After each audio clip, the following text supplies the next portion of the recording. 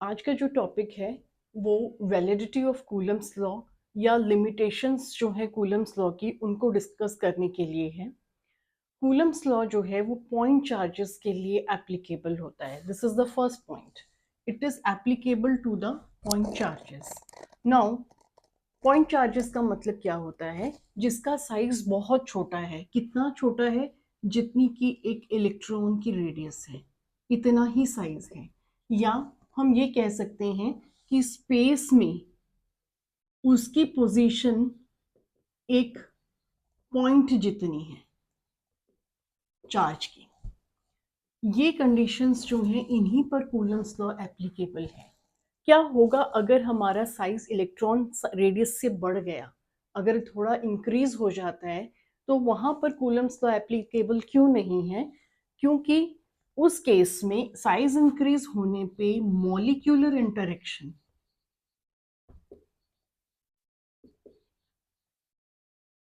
Of material, जिस material के electrons हैं उनकी मॉलिक्यूलर इंटरेक्शन स्टार्ट हो जाती है, और जिसकी वजह से और फोर्सेस भी वहां पर एक्ट होना शुरू हो जाते हैं और वो हिंडर करते हैं कूलम्स लॉ की एप्लीकेबिलिटी को।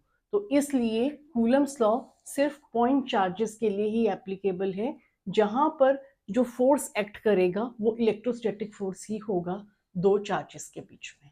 Next point validity of Coulomb's law का ये है कि जो चार्जेस हैं उनकी स्फेरिकल सिमेट्रिक डिस्ट्रीब्यूशन होनी चाहिए। चार्जेस मस्ट हैव spherical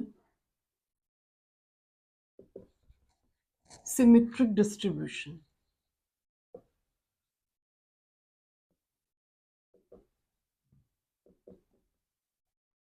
इसी के साथ हम एक और पॉइंट ले लेते हैं वैलिडिटी ऑफ कूलम्स लॉ का, क्योंकि उन दोनों का रीजन सेम है। The charges must not overlap.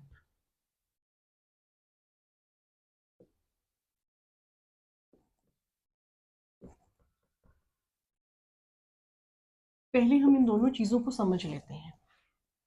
Spherical symmetric distribution का मतलब ये है कि हम उसका जो हम लोग चार्जेस ले रहे हैं उनकी डिस्ट्रीब्यूशन इस तरीके से है कि वो कोई पॉइंट है जो सेंटर पे है और उसके इक्वल डिस्टेंस पर सारे के सारे चार्ज जो हैं वो डिस्ट्रीब्यूटेड हैं। तो यहाँ पर हमारे पास स्फेरिकल सिमेट्रिक डिस्ट्रीब्यूशन हो जाएगी चार्जेस की। चार्जेस मस्ट नॉट ओवरलैप, एक के ऊपर दूसरा चार्ज नहीं होना चाहिए। तो ये हमारा कूलम्स लॉ तभी एप्लीकेबल होगा जब ये दोनों कंडीशंस फॉलो होंगी। अगर ये कंडीशंस फॉलो नहीं होती हैं तो क्या प्रॉब्लम आती है, क्यों कूलम्स लॉ एप्लीकेबल नहीं होता है? इसके लिए सबसे इंपॉर्टेंट है कूलम्स लॉ की एक इंपॉर्टेंट प्रॉपर्टी है जिसको हम कहते हैं कूलम्स लॉ की जो इलेक्ट्रोस्टैटिक फोर्स है, these are the central forces. Are electrostatic force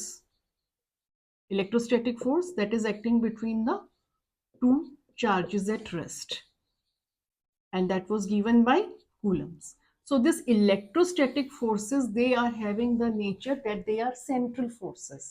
Central forces का मतलब ये होता है वो forces जो कि उस लाइन पर एक्ट करते हैं, line on which the center of two charges are joined। वो लाइन दो जो सेंटर ऑफ चार्जेस को ज्वाइन करती है, सेंट्रल फोर्सेस उनके ऊपर एक्ट करते हैं, central forces act on that line. अब अगर यहाँ पर हमारे पास चार्जेस की स्फेरिकल सिमेट्रिक डिस्ट्रीब्यूशन नहीं होगी तो हम वहाँ पर स्पेसिफाइड नहीं होंगे कि इस पूरे सिस्टम का सेंटर कहाँ लाई कर रहा है, और सेंटर नहीं होगा तो हम उस लाइन को लोकेट नहीं कर पाएंगे जिसके ऊपर हमारा इलेक्ट्रोस्टैटिक फोर्स अप्लाई होगा। ऐसे ही अगर चार्जेस एक के ऊपर एक ओवरलैप करेंगे तो हमें वो पर्टिकुलर सेंटर नहीं मिलेगा, और सेंट्रल फोर्सेस वहां पर जो कि हमारे इलेक्ट्रोस्टैटिक फोर्स हैं वहां पे वो लिमिट हो जाएंगे और वैलिडिटी जो है कूलम्स लॉ की वहां पर हिंडर होगी। नेक्स्ट पॉइंट जो है वैलिडिटी ऑफ कूलम्स लॉ के लिए कि चार्जेस जो हैं हमारे वो रेस्ट पर होने चाहिए, स्टेशनरी, मूविंग नहीं होने चाहिए। अगर चार्जेस मूविंग होते हैं तो वो करंट कंस्टिट्यूट करते हैं और करंट के साथ मैग्नेटिक फील्ड और इलेक्ट्रोमैग्नेटिक फोर्स जो है वो एसोसिएट हो जाता है, जिसकी वजह से कूलम्स लॉ की जो वैलिडिटी है वो वहाँ पर हिंडर होती है। So the condition is charges must be stationery